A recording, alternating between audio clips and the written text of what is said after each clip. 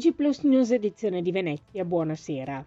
Tra la mattinata di domani, martedì 23 e il pomeriggio di mercoledì 24 settembre, il Veneto sarà interessato da varie fasi di tempo instabile e perturbato, con frequenti precipitazioni a prevalente carattere di rovescio temporale, specie tra prealpi e pianura, dove saranno possibili fenomeni localmente intensi con quantitativi anche abbondanti, specie sui settori centro-orientali.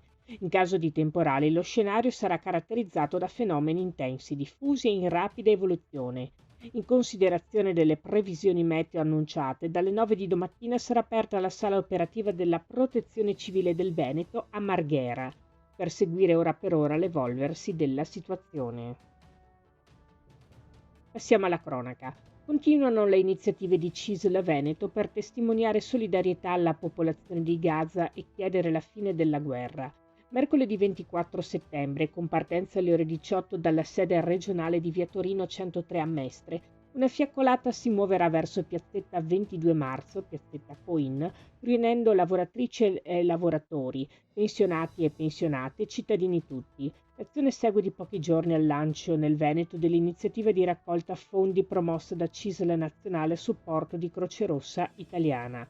CISL Veneto si unisce a CISL Nazionale, si legge in una nota, chiedendo l'apertura immediata di corridoi umanitari sicuri per garantire l'avvio di aiuti senza ostacoli, il cessate il fuoco immediato come unica condizione per aprire uno spiraglio di dialogo, la liberazione immediata degli ostaggi e il disarmo dei terroristi di Hamas. Passiamo alla sanità. La campagna vaccinale in Veneto inizierà dal 1 ottobre in modo graduale, anticipando l'avvio rispetto alle precedenti stagioni. Per facilitare l'accessibilità alla vaccinazione sono state programmate anche 2 giornate Vax Day regionali, sabato 26 ottobre e sabato 9 novembre. In queste date saranno organizzate sedute vaccinali dedicate da parte di tutte le ULSS. Per informazioni su come accedere o prenotare la vaccinazione in queste 2 giornate si rimanda ai siti della propria azienda ULSS. La Regione del Veneto ha messo a disposizione delle aziende sanitarie quasi 1 milione di dosi di vaccino antinfluenzale. Il vaccino può essere somministrato con altri vaccini, il vaccino antinfluenzale si intende.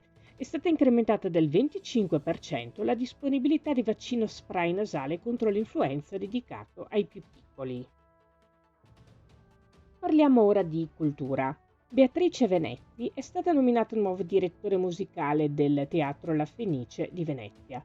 Lo ha annunciato la Fondazione Teatro La Fenice. Beatrice Venezzi, 35 anni, assumerà ufficialmente l'incarico a partire dal mese di ottobre 2026, con un mandato che si estenderà fino a marzo 2030. Venezzi inoltre sarà ospite al Festival delle Idee di Venezia e Mestre mercoledì 1 ottobre, ore 20, Museo M9. La pianista e direttrice d'orchestra parlerà della sua carriera professionale tra musica, scrittura, esperienze televisive e impegni futuri e collegandosi in modo più ampio al mondo della musica e al potere dell'immaginazione nell'arte, anche in relazione al suo ultimo libro Puccini contro tutti. Si chiude qui il nostro notiziario. Grazie per essere stati con noi. Arrivederci.